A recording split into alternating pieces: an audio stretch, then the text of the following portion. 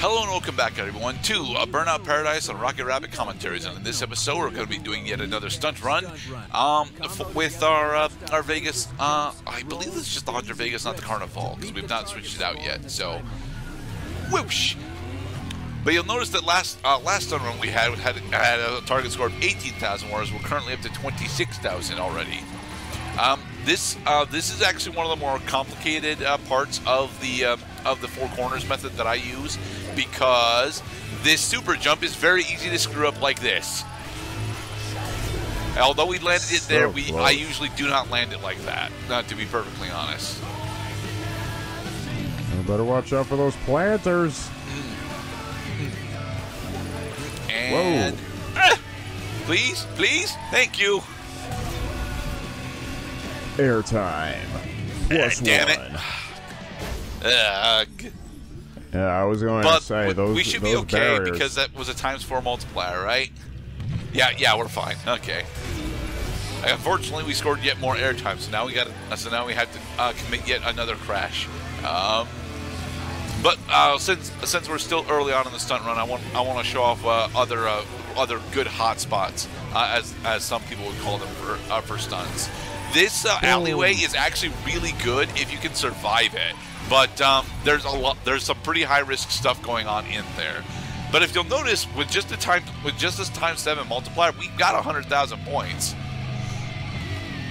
Yeah, that's 1/15 of the 1.5 million threshold that you had mentioned. That these score targets get really far off. They but do. Still.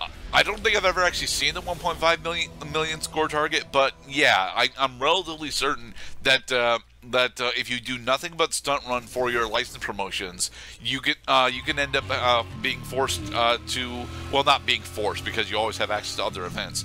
You can end up being tasked to getting more than 1 million points on a single stunt run, and that is not a thing that I want to do. It's a thing that I have seen done, and it's not a thing that I want to do. So no. There's the Vegas Carnival. Ouch. Oh, ouch, nothing. There's nobody in the cars, and you definitely would not want to be sitting in a car while it comes to a complete stop dropping from heaven. Right.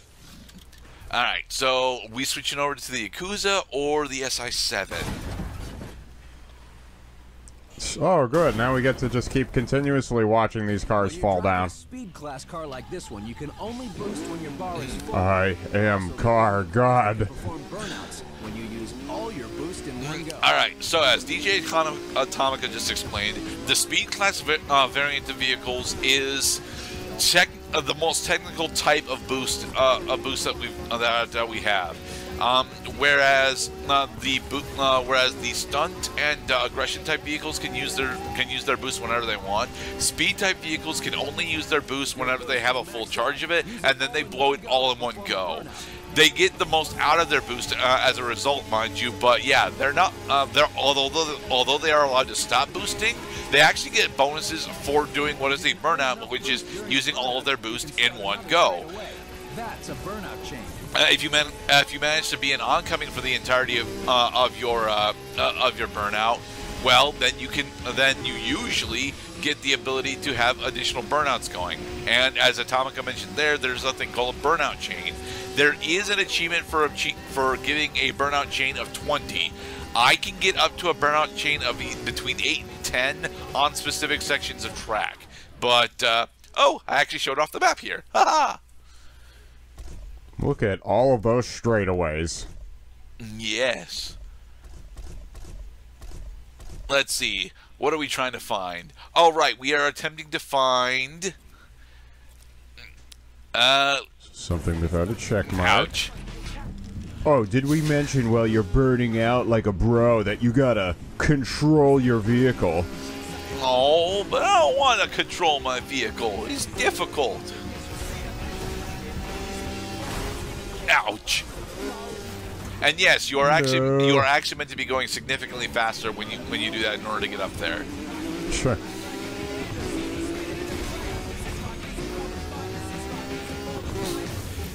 And this is why we don't use the speed vehicles in the overworld that much, because they are made of usual glass. Like, It is stupidly easy to wreck speed vehicles, and if I'm hunting for rivals, yeah, I don't want to use them. To be perfectly honest, despite how much I dislike how the aggression vehicles tend to handle, the safety that you have in the aggression vehicles tends to actually make them significantly easier for me to actually utilize.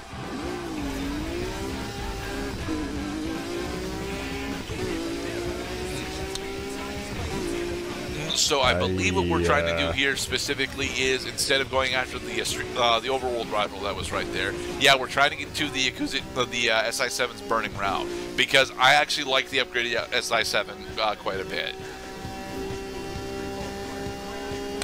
It is nighttime. It is nighttime. There is an active day-night cycle in Burnout Paradise. It doesn't really affect anything aside from visibility and the amount of traffic on the road. And even then, I'm not entirely sure how much it affects the traffic on the road. Yeah, we found 5 jumps, and then we hit something that was just barely even there. I would think that a reasonable amount of balancing for what is obviously a more obscured and difficult time of day to travel is it would reduce the number of other vehicles on the road, except of course for these hog wild homicidal opponents that you see kicking up I want him. Trails behind them. Die. Got him. We got the Hydros Custom. Well done, Car Warrior. You've defeated me in battle, and I'd be happy to join your echelon of the super sports mode 4-wheel drive vehicles. Well, the Hydro Custom isn't exactly a sports vehicle. It's more or less an off-road drifter, and there are off-road areas in Burnout Paradise. There are not really any off-road events, thankfully, but there are off-road areas. And one off-road area is one that I tend to get myself lost in. So I think I'll actually be showing it off on accident later. Yeah. Yay, we beat the time rule on Newton Drive. And we got the Krieger Pioneer. Well done, young warrior. This super's SUV is now yours. Ouch.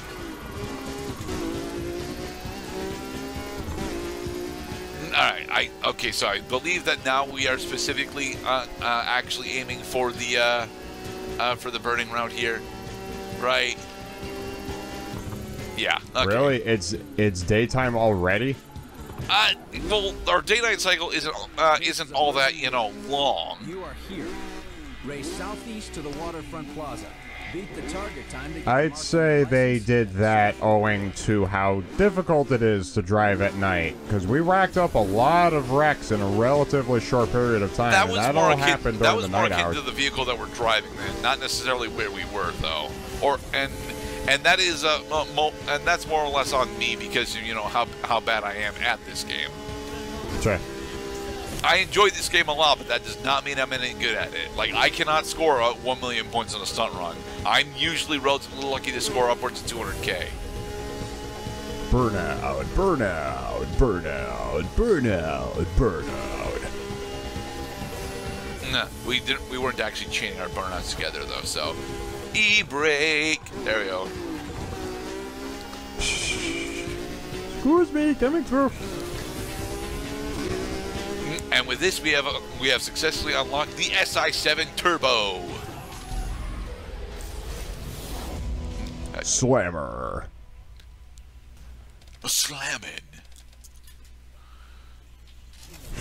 Upgrade in 9 wins. That threshold to upgrade is gonna get really strung out, I imagine. It is, to be perfectly honest. The C rank license isn't that bad, but B and A are very lengthy.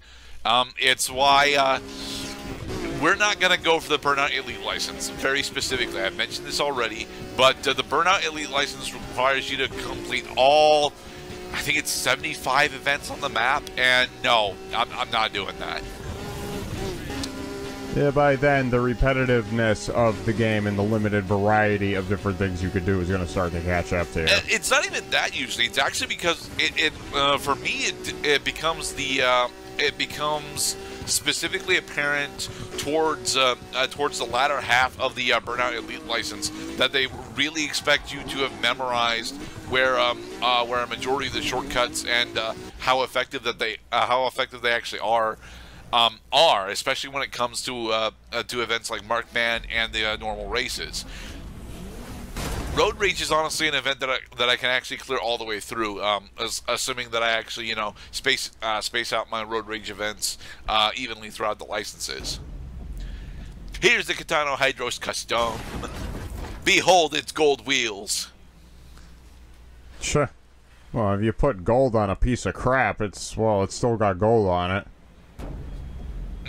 And the Krieger Pioneer, one of the easier aggression vehicles that we have access to at the moment. I'll probably be using the Krieger Pioneer to go get the reliable custom.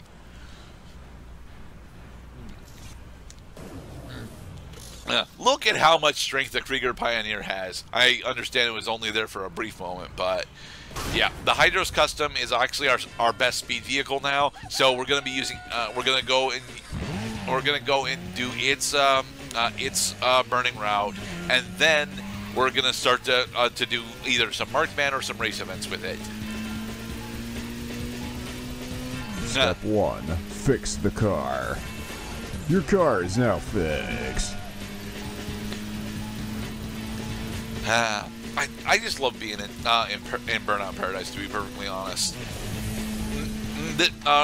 Even traveling to events, despite the fact that we're commentating over it and I don't really have all that much to say, being in and actually having this as a gameplay experience is usually very fulfilling for me. Hey, it's the reliable custom, and he's trying to force me off the road. Boost, okay.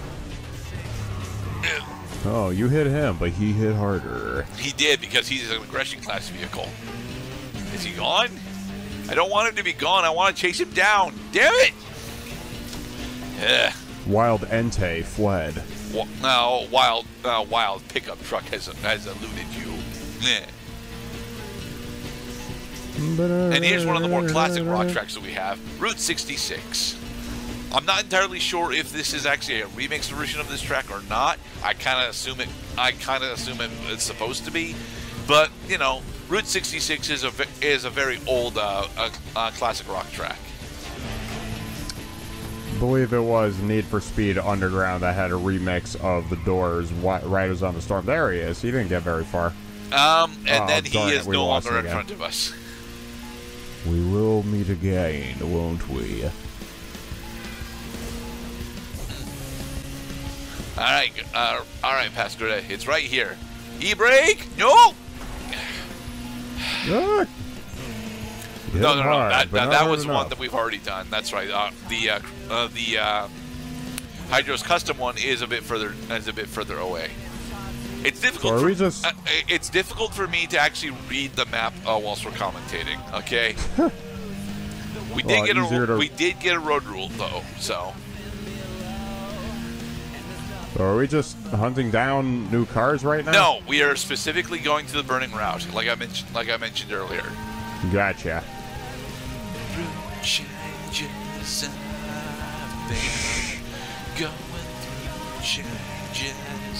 I love this song.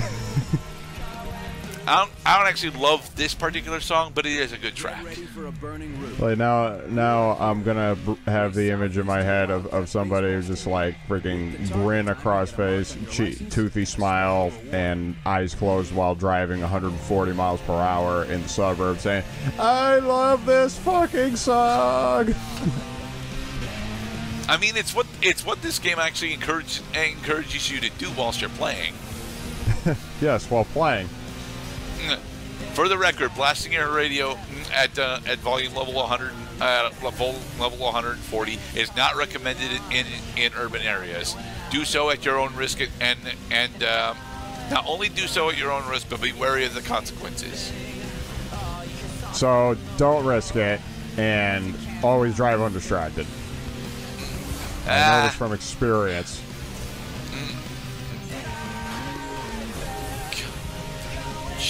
Changes.